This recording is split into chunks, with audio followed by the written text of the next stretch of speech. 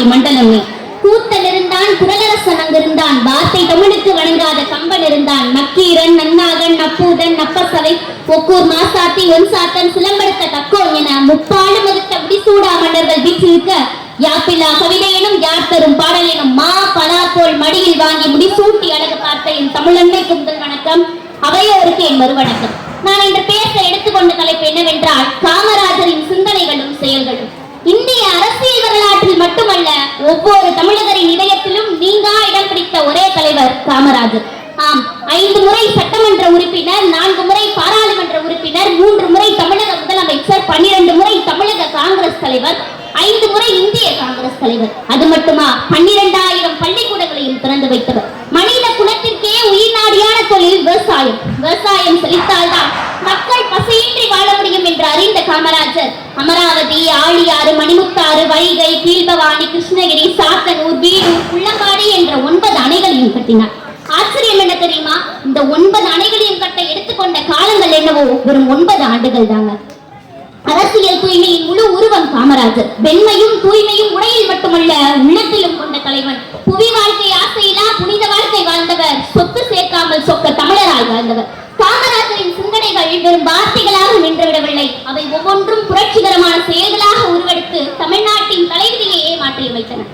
இவர் முதலமைச்சராக பதவியேற்றதும் அவர் போட்ட முதல் கையெழுத்து மூடப்பட்டிருந்த 6000 பள்ளிகளை மீண்டும் திறக்க வேண்டும் என்பதுதான். ஒரு நிகழ்வு, காமராஜர் ஒரு நட கார்ல பயணிச்சிட்டு இருக்கிறார். அப்ப அந்த வழியா மாடு மேய்க்கிற ஒரு சிறுவனை பார்த்து, ஏன்பா பள்ளிக்கூடம் போகாம மாடு மேய்ச்சிட்டு இருக்கன்னு கேட்டதுக்கு, பள்ளிக்கூடம் போறேன், சோறு யாரையா போடுவான் வருவார்னு திருப்பி கேட்டப்ப காமராஜரின் கண்கள் குளம் போல் மாறின. அன்று அவர் அமல்படுத்திய கொள்கைதான் இன்றளவும் தமிழகத்தில் 3 கிலோமீட்டருக்கு ஒரு தொடக்கப்பள்ளி, 5 கிலோமீட்டருக்கு ஒரு ஆரம்ப பள்ளி, இலவச மதிய உணவு, இலவச சீருடை திட்டம், இலவச பாட புத்தகம், எவ்வளவு செலவானாலும் இதை அரசாங்கமே ஏற்றுக்கும் என்றார். இவருடைய இந்த செயல்தான் தமிழ்நாட்டின் உச்சத்தை தொட்டது. நெய்வேலி பழுப்பு நிலக்கரி கழகம், ஆவடி டாங் தொழிற்சாலை, கிண்டி தொழிற்பேட்டை போன்ற பல பொதுத்துறை நிறுவனங்களை தமிழ்நாட்டிற்கு கொண்டு வந்து லட்சக்கணக்கானோருக்கு வேலை வாய்ப்பை உருவாக்கி இந்தியாவை தமிழ்நாட்டின் முன்னணி கொடி மாநிலங்களில் ஒன்றாக மாற்றியது இவருடைய சிந்தனையும் செயல்தான். இன்றும் கல்விக்காக செலவிடப்படும் ஒவ்வொரு ரூபாயிலும், நியாயம் பேசப்படும் ஒவ்வொரு மேடையிலும், கூட்டாட்சிக்காக இணைக்கப்படும் ஒவ்வொரு கையிலும் காமராஜரின் சிந்தனைகளும் செயல்களும் பதிந்துள்ளன. காமராஜர் போல பண்புடையவர்கள் இருப்பதால் தான் இன்றளவும் இந்த உலகம் இயங்கிக் கொண்டிருக்கிறது. இல்லாவிட்டால் மண்ணோடு மண்ணாக அடைந்திருக்கும் என்பதனை பண்புடையார் பட்டுண்டு உலகம் அதுவென்றேல் மண்புக்கு மாய்வது மண் என்று திருவள்ளுவர் கூறுகிறார். நான் சுய பரிசோதனையை நம்புகிறேன், அதிகாரத்தின் மீது ஆசை இல்லாமல் பணியாற்றுகிறேன் என்ற அவருடைய வார்த்தைகள் நேர்மையின் வரிகள்.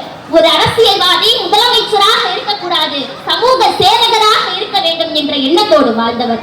அரசியல் வாழ்க்கையின் இறுதி வரை எளிமையின் உச்சத்தில் இருந்த ஒரே தலைவர். இவரின் அரசியல் வாழ்க்கை கடந்த பாலை விட தூய்மையானது. இயற்றலும் இட்டலும் காத்தலும் காத்த வகுத்தலும் வல்லதரசு என்னும் குரலுக்கு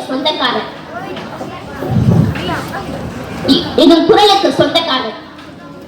அயர்விலர் அன்னமாட்சி அணையராகி தமக்கென முயலா நோந்தான் பிறருக்கென முயலினர் உண்மையானே என்று பாண்டிய மன்னன் இளம்பெருவழுதி கூறியது போல தனக்கென வாழாமல் பிறருக்காக வாழ்ந்த தலைவர் காமராஜர். தங்கமே தன்பொதிகை சாரலே சிங்கமே என்றழைக்கு சீராட்டும் தாய் தவற சொந்தமென்றும் வேதமில்லை, துணையிருக்க மங்கை இல்லை, தூய மணிமண்டபங்கள் தோட்டங்கள் ஏதுமில்லை, ஆண்டிகையில் ஓடிருக்கும் அதுவும் உனக்கில்லையே என்று காமராஜரின் எளிமையை பாடுகிறார் கவியரசு கண்ணதாசன். நாட்டு விடுதலை போராட்டத்தில் சாதாரண தொண்டனாக சேர்ந்து உழைப்பால் உயர்ந்தவர். காங்கிரஸ் இயக்கத்தில் கொடிபிடிக்கும் அடிப்படை தொண்டனாய் இருந்து கொடிகட்டி ஆடும் முதலமைச்சரானவர். நாடு இது போன்ற ஒரு சிந்தனையும் செயலையும் வைத்திருக்கும் தலைவனை இன்றளவும் தேடிக்கொண்டுதான் இருக்கிறது. எல்லாருடைய வாழ்க்கையும் வரலாறாவதில்லை. வரலாறானவர்கள் யாரும் தனக்கென வாழ்ந்ததில்லை. எத்தனையோ தலைவர் இருந்தாலும் காமராஜருக்கு இணை உண்டா என்று கூறி வாய்ப்பளித்த அனைவருக்கும் நன்றி கூறி விடைபெறுகிறேன். நன்றி.